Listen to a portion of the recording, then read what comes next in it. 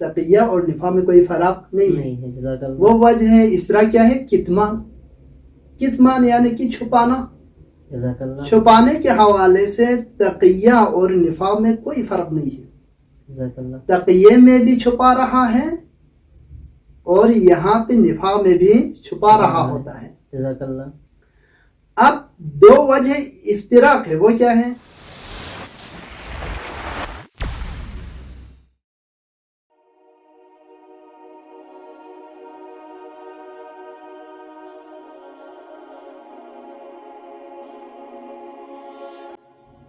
اعوذ باللہ من الشیطان الرجیم. بسم اللہ الرحمن الرحیم. شہر رمضان الذی انزل فیہ القرآن ھدی للناس وبینات من الہدی والفرقان.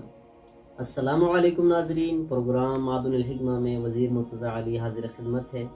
جیسا کہ آپ سب اس بات سے آشنا ہیں کہ ہمارا جو یہ پروگرام ہے کسب معارف کے عنوان سے ہے، اور یقیناً آپ تک کے لیے اچھے علماء کرام کو لے کر علوم آل محمد، علوم دینی آپ تک پہنچا رہے ہیں، اور اسی طرح انشاءاللہ پہنچاتے رہیں گے.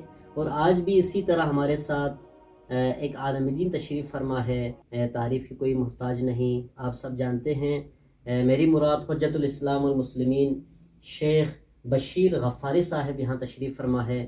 آپ کو اس پروگرام میں خوش آمدید کہتے ہیں. سوال یہ ہے، ایک مومن بھائی نے اس طرح سے سوال کیا تھا کہ تقیہ اور نفاق میں کیا فرق ہے، اس کے بارے میں آپ روشنی فرمائیں.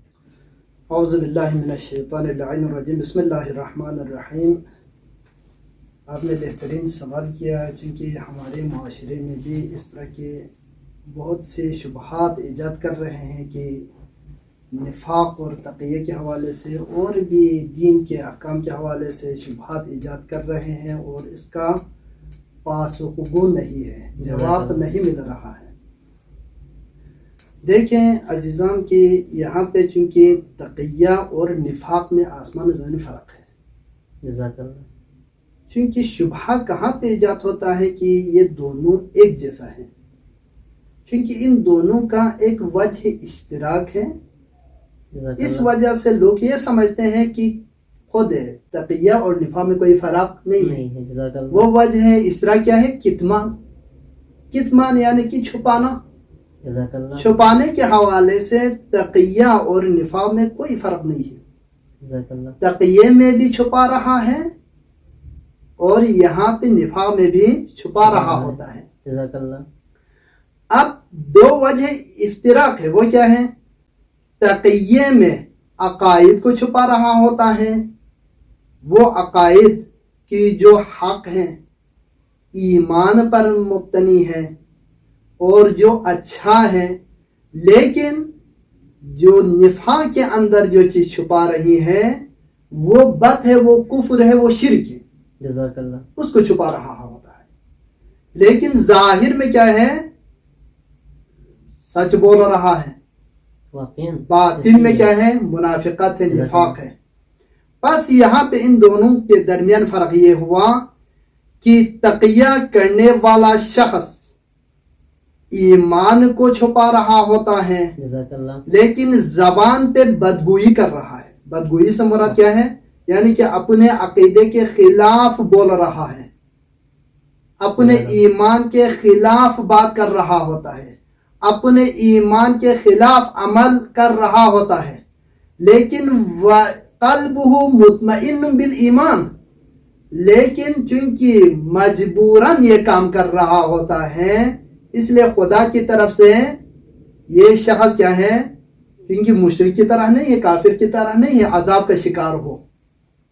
لیکن منافق کے بارے میں قرآن کی آیت ہے، ان المنافقین فی درک الاسفل من النار. اللہ اکبر. جہنم کے آخری جو اسفل سافلین ہے وہاں منافقین کا مقام ہے. اب دیکھیں تقیہ کرنے والے کے لیے کہا، چونکہ اسلام میں تقیہ ممدوح ہے، حتیٰ کہ تقیہ واجب بھی ہے. یہاں تک کہ ہمارے علماء نے جو ہے نا احکام خمسہ کے بھی قائل ہو گئے ہیں.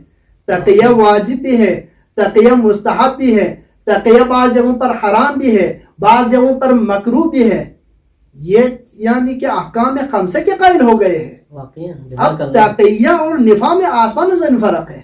لیکن فقط ہم ان کتمان کو دیکھتے ہوئے کہتے ہیں کہ چونکہ تقیہ اور نفاع میں کوئی فرق نہیں ہے. کیوں فرق نہیں ہے؟ تقیہ اسلام چونکہ آئین اسلام میں ہے، حتیٰ کہ روایت پہلے والے تقریر میں، پہلے والی کلپ میں نے بیان کیا، حتیٰ کہ امام جعفر صادق نے کہا التقیۃ دینی و دین آبائی، تقیہ میرا دین ہے، میرے آبا و اجداد کا دین ہے.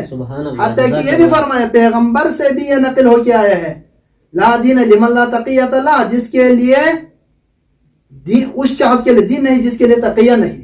اگر تقیہ کا قائل نہ ہو جائے تو وہ گویا کہ کل دین کا قائل نہیں ہے. جزاک اللہ. تو باید تقیہ کا ہم قائل ہونا چاہیے. واقعا سلامت رہے قبلہ، آباد و شاد رہیں. واضح فرما دیا آپ نے، سلامت رہیں. ایک اور جوان نے اس طرح سے سوال کیا تھا کہ اگر اس طرح ہیں تقیہ کے جس طرح آپ نے گفتگو فرمائی، واقعاً واضح طور پر آپ نے بیان فرمائے، تو اب تقیہ اور جھوٹ میں کیا فرق ہے؟ اس طرح سے ایسا سوال ایک دوست برادر نے کیے تھے. ہاں یہ بھی بہترین سوال ہے، چونکہ مبتلا بھی مسائل میں سے ہیں. لوگ یہی ظاہر کو دیکھتے ہوئے دیکھیں.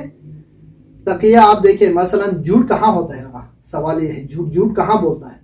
جھوٹ وہاں بولتا ہے کہ مثلا ایک واقعہ آپ کے ذہن میں ہے خارج میں، آپ اسی واقعے کے خلاف بیانی کرتے ہوئے لوگوں کو مطرح کرتا ہے، بیان کرتا ہے.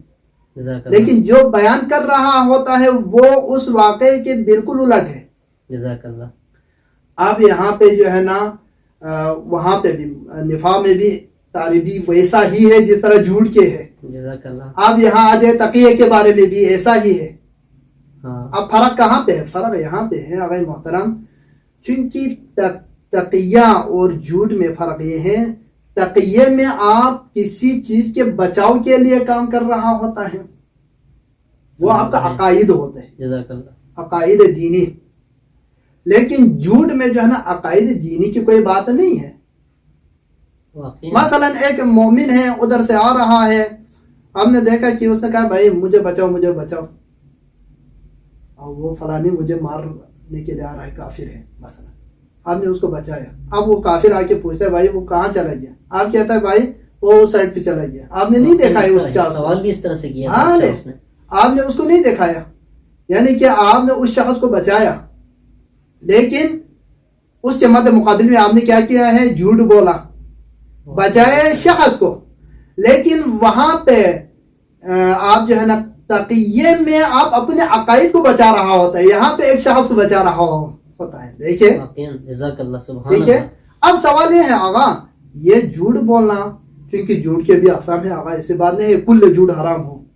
الکذب حرام ہر جگہ پہ حرام نہیں ہے، کلی نہیں ہے، یہ دستور کلی نہیں ہے. بس اوقات یہی جھوٹ ممدوح بھی ہوا کرتا ہے.